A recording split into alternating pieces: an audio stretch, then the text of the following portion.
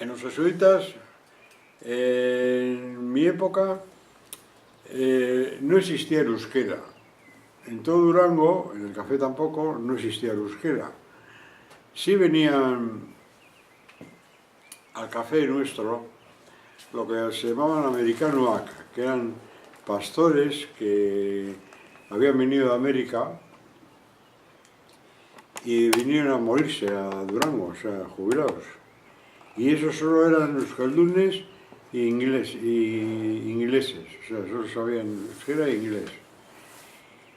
Y en el colegio tampoco existía el euskera, excepto en cuarto de bachiller, que hubo un tal padre Goicoechea que le ayudó a hacer un método de euskera que se llamaba Nolasoas. Pero eso, el padre Goicoechea, yo creo que le cortaron las alas y no prosperó eso.